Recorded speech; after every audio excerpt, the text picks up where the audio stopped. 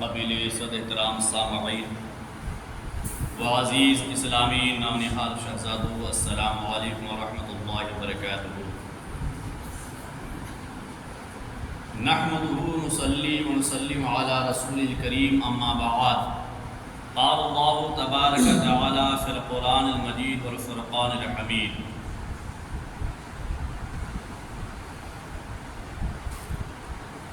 قل لعبادی الذین آمنوا یقیموا الصلاة وینفقوا مما رزقناہم سرا وعلانیۃ من قبل ان یأتی یوم لا بیع فیہ ولا خلال۔ صدق اللہ العظیم وصدق رسولہ النبی الامین المکین المتین المبین الکریم، ونحن علی ذلک لمن الشاہدین والشاکرین والحامدین والحمد للہ رب العالمین۔ بعد توحید کے متوالو، شمع نبوت کے پروانوں، غوث و خواجہ و رضا کے دیوانوں، قرآن عظیم کی فداکاروں، شہدائے ملت کے جانثاروں، اولیاء امت کے طلبگاروں، مسلک حق اہل سنت والجماعت یعنی مسلک امام احمد رضا خان علیہ رحمۃ رضوان پر قائم و دائم رہنے والوں، آئیے حسب معمول ساری کائنات کے رول اللہ کے رسول جناب احمدی مصطفیٰ محمد مصطفیٰ صلی اللہ تعالی وسلم کے بارگاہ عالی وقار میں درود و سلام کی ڈالی نچھاور کریں، پڑھیں بآواز بلند: اللہم صلی علی سیدنا شفیعنا حبیبنا مولانا محمد بارک وسلم، صلاۃ و سلام علیک یا رسول اللہ صلی اللہ تعالی علیہ وآلہ بارک وسلم۔ عزیزان گرامی وقار، قرآن کے جس مقدس آیت کی تلاوت کا میں نے شرف حاصل کیا ہے، اللہ رب العزت اپنی مقدس کتاب پارہ 13 سورہ ابراہیم میں اللہ ارشاد فرماتا: اے حبیب، میرے ان بندوں کو یہ پیغام پہنچا دو، قل، اے رسول تم کہہ دو، قل، اے محبوب، آپ اپنے ماننے والوں کو یہ پیغام دے دو، میرے بندوں کو اور اپنی امتیوں کو یہ پیغام دے دو۔ کون بندے؟ الذین آمنوا، جو ایمان سے وابستہ ہو،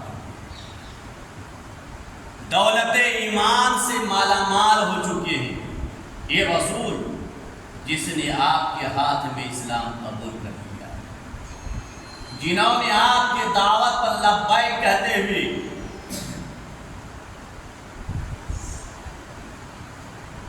اسلام قبول کر چکے ہیں، ان لوگوں کو یہ پیغام دے دو۔ کیا پیغام ہے اللہ کا؟ یقیم الصلاۃ، کہ نمازی بندگانہ کو قائم کر، نماز کی پابندی کرے۔ عزیزان گرامی وقار، نماز کیا چیز ہے؟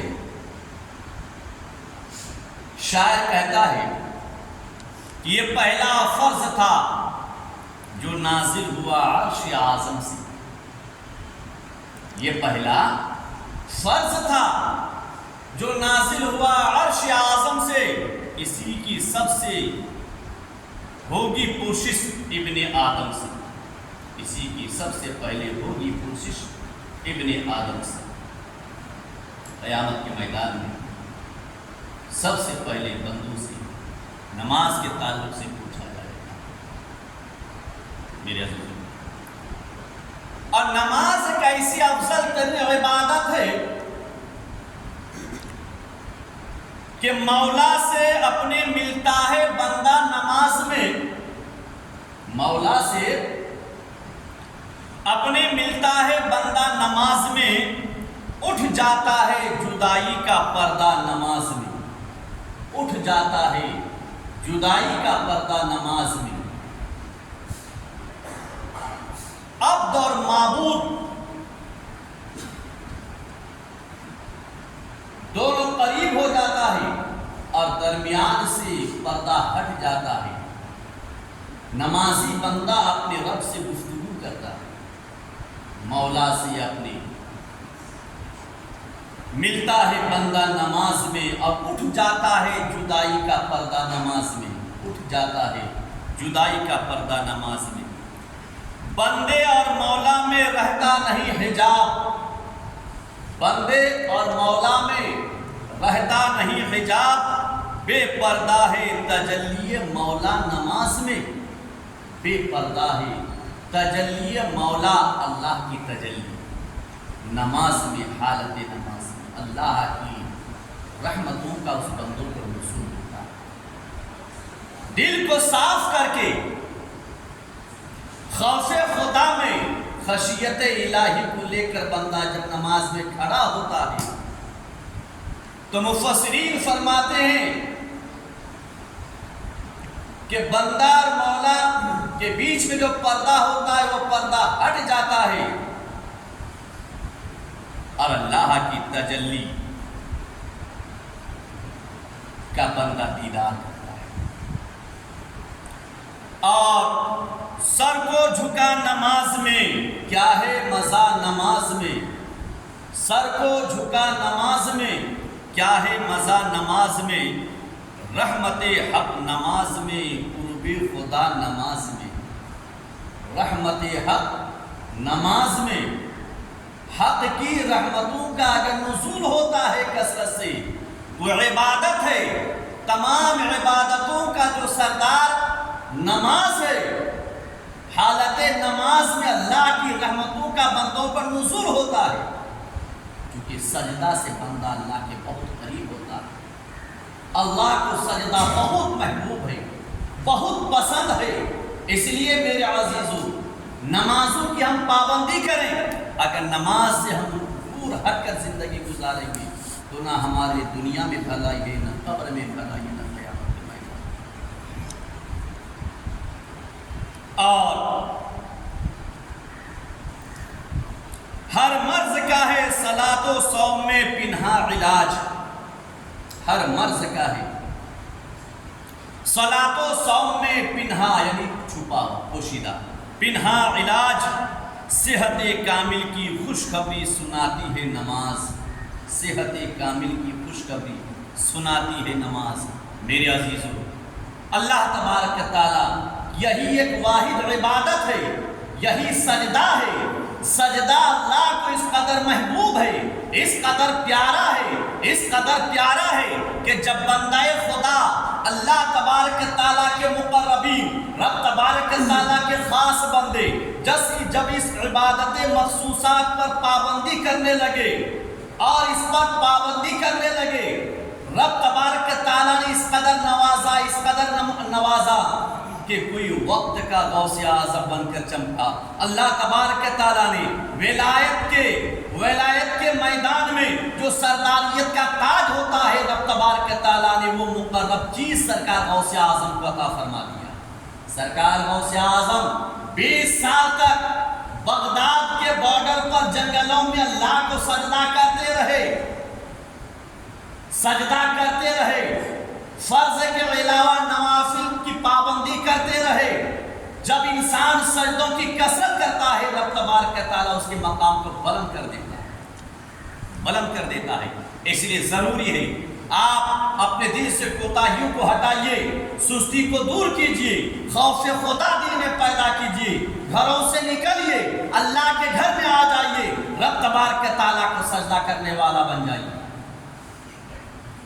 دلوں میں شیطان وسوسہ ڈالتا ہے، دلوں میں شیطان وسوسہ ڈال کے عبادت سے دور رکھتا ہے، لیکن اگر انسان کو معلوم پڑ جائے کہ نماز پڑھنے میں کس قدر بھلائی ہے اور کیا دولت ملتی ہے، چھوڑنے پر کس قدر عذاب ہے، قسم رب کعبہ کی انسان کبھی نماز سے غفلت نہیں ہوتا۔ لیکن ہم سمجھتے چلے، آئیے نماز کو چھوڑنے پر عذاب کیا ہے۔ آقا فرماتے ہیں، درود پاک پر اللہم صلی علی سیدنا شفیعنا حبیبنا مولانا محمد بارک وسلم صلاۃ و سلام علیک یا رسول اللہ صلی اللہ علیہ وسلم۔ قال رسول اللہ صلی اللہ علیہ وسلم من تہاون عن الصلاۃ عاقبہ اللہ ب15 عقوبہ، جس نے نماز کے جانب سے لاپرواہی برتا، غفلت برتتا ہے، نماز کو چھوڑنے کی عادت ڈال لیا، تہاونا سستی کرنا، تہاونا غفلتی اختیار کرنا، تہاونا لاپرواہی برتنا، اگر نماز کو ادا کرنے سے لاپرواہی برتتا رہا، سستی کرتا رہا، تو میرے آقا فرماتے اللہ تبارک و تعالیٰ اس کو 15 عذابوں میں گرفتار کرتا ہے۔ کتنے عذاب میں؟ 15 طرح کے عذابوں میں اللہ تبارک و تعالیٰ گرفتار کرتا ہے۔ وہ 15 عذاب کون اور کہاں کہاں ہے؟ میرے آقا فرماتے خمسۃ فی الدنیا، 5 طریقے کے عذاب وہ ہے جو دنیا ہی میں اللہ تعالیٰ دے دیتا ہے، دنیا میں جیتی جی 5 طرح کے عذاب۔ کب؟ جب کہ آپ نماز میں سستی کریں، چونکہ نماز مومنین کے لیے نہ ہے، نماز مومنین پر ہے۔ اللہ نے وہ انمول چیز، انمول تحفہ اپنے حبیب کے ذریعے جو امت محمدیہ کو عطا فرمایا، وہ ہم کو دیا ہے، تو ہمیں چاہیے کہ ہم اس پر پابندی کریں، لیکن اگر غفلت کریں گے تو میرے آقا فرماتے ہیں 15 طرح کے عذاب میں اللہ گرفتار کرتا ہے۔ ان 15 میں سے 5 دنیا میں جیتی جی اللہ تعالیٰ عطا فرما دیتا ہے۔ وَثَلَاثٌ عِندَ الْمَوْتِ، 3 طریقے کے عذاب موت کے وقت، جب آخری وقت انسان کا آئے گا، روح قبضہ ہونے کا وقت انسان پر آئے گا، تو موت کے وقت، روح کے نکلنے کے وقت اللہ تعالیٰ 3 عذاب میں گرفتار کرتا ہے۔ میرے دوستو، دل کے کانوں سے سماعت کرو، اسلام کے نوجوانوں، نبی کامل کے پروانوں، غوث و خواجہ کے دیوانوں، ظاہری کان سے نہیں دل کے کانوں سے سنو۔ آپ ظاہری کانوں سے سنیں گے تو یہاں سے سننے کے بعد باہر نکل جائیں گے، آپ کے ذہن و فکر سے بات نکل جائیں گی، آپ کے دل میں اثر نہیں ہوگا۔ لیکن اگر دل کے کانوں سے سنیں گے، اللہ تبارک و تعالیٰ عمل کی توفیق عطا فرمائے گا۔ تو 3 طریقے کے عذاب موت کے وقت، وَثَلَاثَةٌ فِي قَبْرِهِ، اور 3 طریقے کا عذاب ہے جو قبر میں اللہ تبارک و تعالیٰ اس پر مسلط کرتا ہے، اس پر، اس بندہ مومن پر جس نے بے نمازی ہو کر دنیا میں زندگی کو گزارا۔ 3 طریقے کے عذاب قبر میں اللہ تعالیٰ دے گا۔ وَثَلَاثَةٌ عِندَ خُرُوجِهِ مِنَ الْقَبْرِ، اور 3 طریقے کے وہ عذاب ہے جب قیامت کے میدان میں اللہ تبارک و تعالیٰ قبروں سے اٹھائے گا، تو قبر سے نکلتے وقت 3 طریقے کے عذاب میں بندہ مومن گرفتار ہوگا جس نے بے نمازی ہو کر دنیا سے گیا۔ میرے عزیزو، اپنے بال بچوں کو نماز پر پابندی کرنے لگاؤ، گھروں میں ماں بہنوں کو ہدایت کرو، کیونکہ اللہ تبارک و تعالیٰ کو جس گھر میں سجدہ کرنے والی ماں بہنیں ہوتی ہیں اور جس گھر کے نوجوان اللہ کو سجدہ کرنے والا بن کے رہتا ہے، اللہ تبارک و تعالیٰ زمینی آسمانی آفات و بلیات سے اس کی حفاظت فرماتا ہے، اللہ اس کے عمر میں برکت عطا فرماتا ہے، اس کے رزق میں برکت عطا فرماتا ہے۔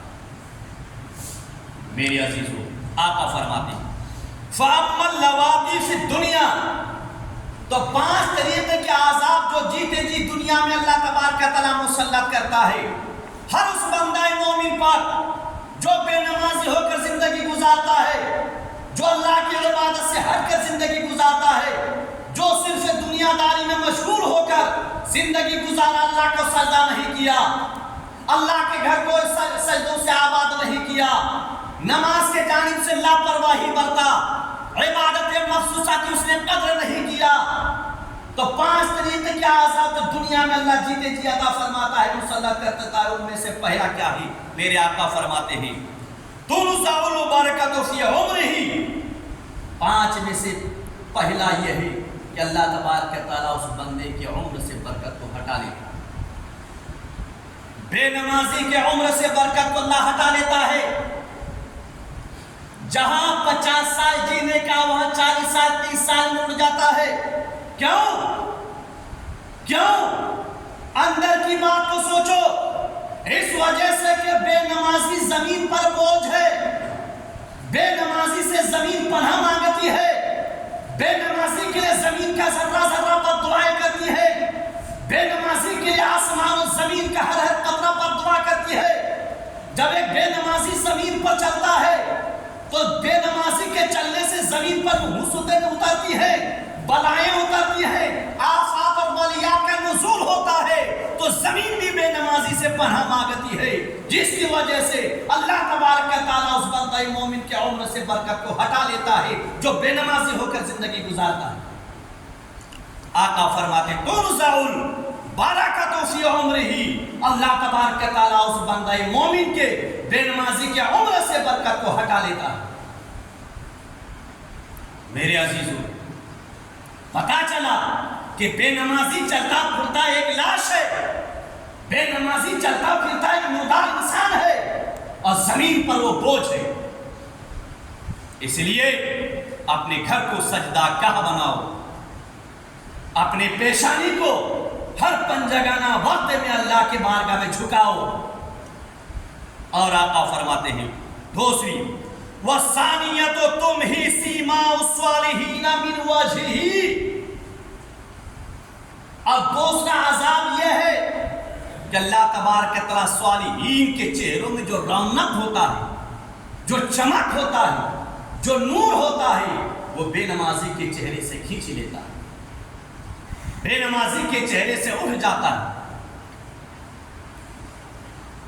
वस्सालिसतु कुल्लु अमलिन यामलुहु ला यअजुरुहु अल्लाहु अलैहि, और तीसरा आजाद यह है कि बेनमाजी कोई भी अमल करे नमाज से हटकर, नमाज को छोड़कर, नमाज से लापरवाह बरतते हुए कोई भी अमल करेगा, अल्लाह तबारक व तआला उस पर उस अमल का अजर अता नहीं करेगा।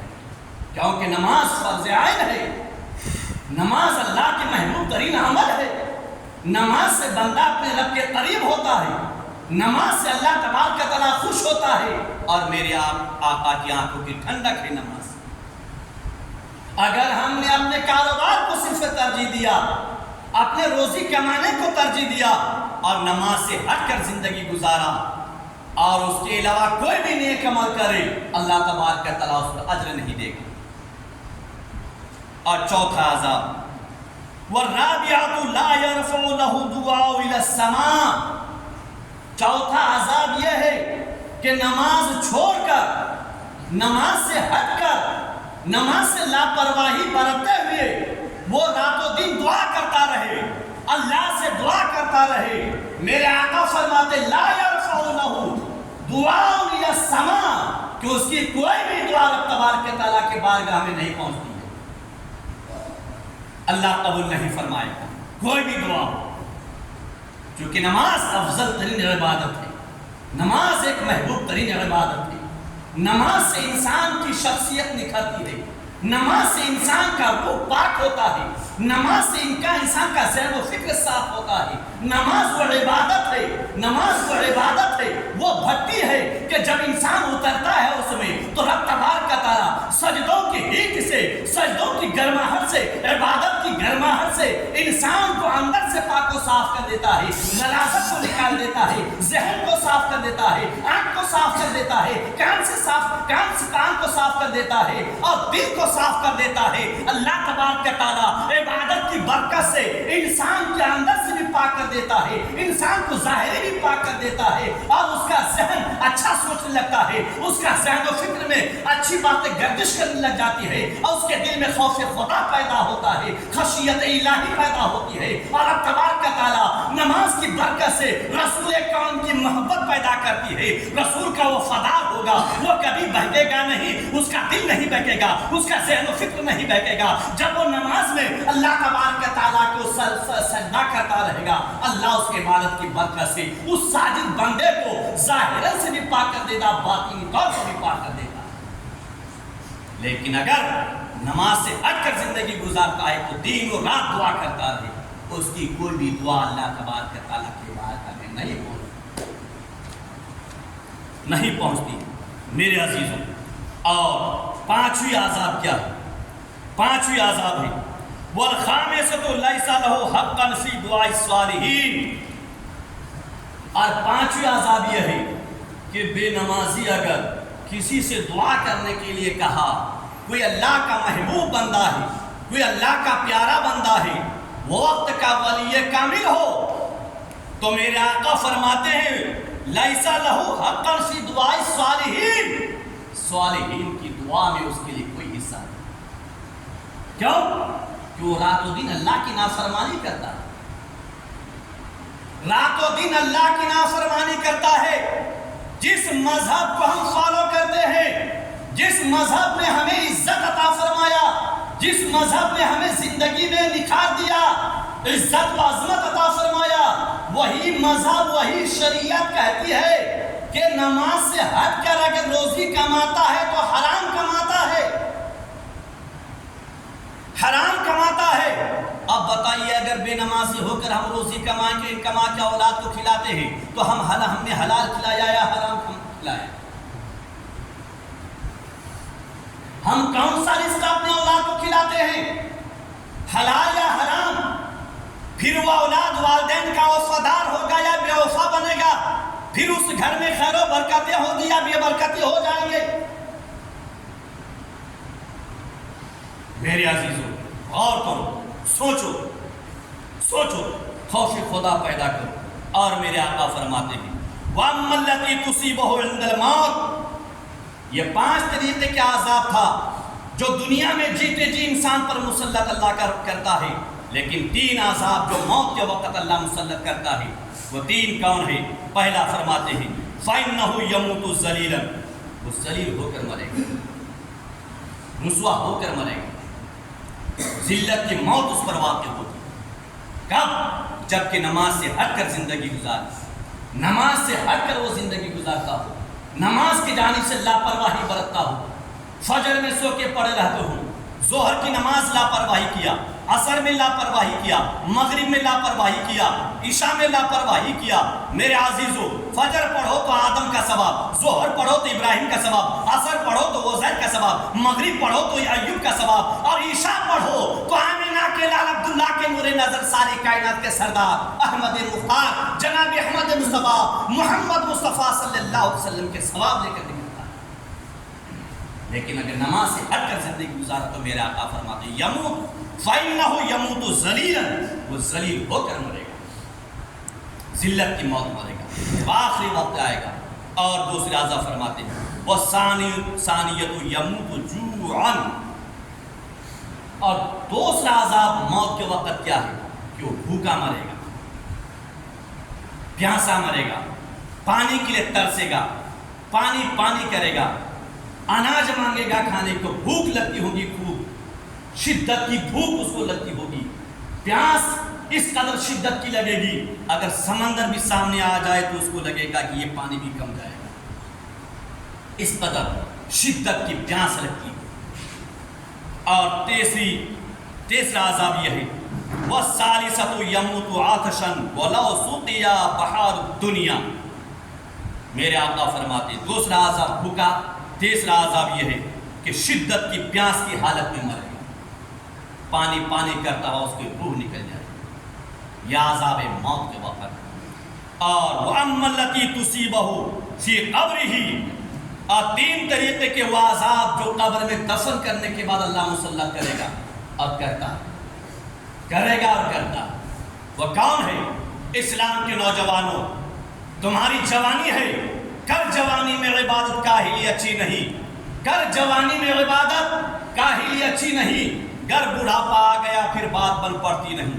جب بڑھاپا آ جاتی ہے تو سجدہ کر نہیں سکتا، اس کو کرسی لگ جاتی ہے، وہ کھڑے ہو کر نماز ادا نہیں کر سکتا، وہ صحیح سے رکوع نہیں کر سکتا، صحیح سے سجدہ کرتے نہیں آئے گا، وہ عبادت اللہ کو زیادہ محبوب ہے جو حالت جوانی میں اللہ تبارک تعالیٰ کو سجدہ کرتا ہے، وہ جوان جو جوانی میں اللہ کو سجدہ کرتا ہے، وہ جوان جو جوانی میں نماز پڑھتا ہے، وہ جوان جو جوانی میں اللہ تبارک تعالیٰ کے سامنے جھکتا ہے، گویا کہ وہ اپنے نفس سے جہاد کرتا ہے۔ سب سے بڑا مجاہد وہ نوجوان ہے کہ اس کا نفس غلط راہ کے جانب اس کو راغب کرتا ہو اور اس غلط راہ کو چھوڑ کر وہ جوان حالت جوانی میں اللہ کے سامنے سجدے میں جھک جاتا۔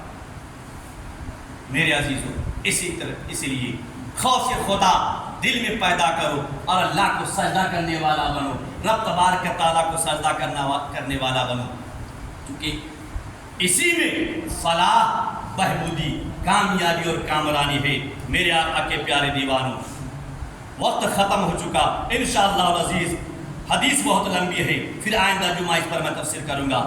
اللہ کے بارگاہ میں دعا ہے کہ پروردگارہ ہم سب کو 5 وقت کی سجدہ کرنے والا بنائے، گناہوں سے دور رہنے والا بنائے، شراب سے دور ہو جاؤ، غلط راہوں سے ہٹ جاؤ، زناکاری سے دور ہو جاؤ اور غلط راہ سے ہٹ کر اپنی زندگی کو صاف ستھری زندگی گزارو۔ جب تم صاف ستھری زندگی گزارے گا اللہ تبارک تعالیٰ تمہیں کامیابی دے گا۔ اور علم حاصل کرو، 3 چیزیں اپنی زندگی میں لے کے چلو، 3 چیزوں پر پابندی کرو۔ میرے عزیزوں، اللہ کی عبادت، دولت اور علم، ان 3 چیزوں پر پابندی کرو۔ اپنے بچوں کو بہتر سے بہتر علم دو، دنیا کا شہنشاہ بناؤ۔ جب اس کے پاس علم رہے گا تو باطل قوتوں سے ڈرے گا نہیں، وہ باطل قوتوں سے کبھی نہیں ڈرے گا، ظالموں کا ڈٹ کر مقابلہ کرے گا، اپنے دین کو بھی بچائے گا، دنیا کو بھی بچائے گا، خدا کے گھر کو بھی بچائے گا، اللہ کے رسول کے گھر کو بھی بچائے گا اور اپنے مذہب کی بھی پاسبانی کرے گا۔ کب؟ جب کہ اس کے پاس علم ہوگا۔ علم کو پھیلاؤ، علم کو زیادہ سے زیادہ پھیلاؤ اور دولت کماؤ، چونکہ دولت بھی ضروری ہے، اور اللہ کو کثرت سے سجدہ کرنے والا بن جاؤ، اللہ کو کثرت سے سجدہ کرنے والا بن جاؤ۔ میرے عزیزوں، یہ قصہ لطیف ابھی نہ تمام ہے، جو کچھ بیان ہوا وہ آغاز بات تھا، رہی گنچا تو پھر کھلیں گی، زندگی بچ کے رہے تو پھر ملیں گی، اور خوب کی سیر چمن پھول چنی شاد رہے، باغ با جاتا ہوں میں، گلشن تیرا آباد رہے، آباد رہے، آباد رہے۔ وآخر الدعوانا الحمدللہ رب العالمین، جو حضرت سنتنا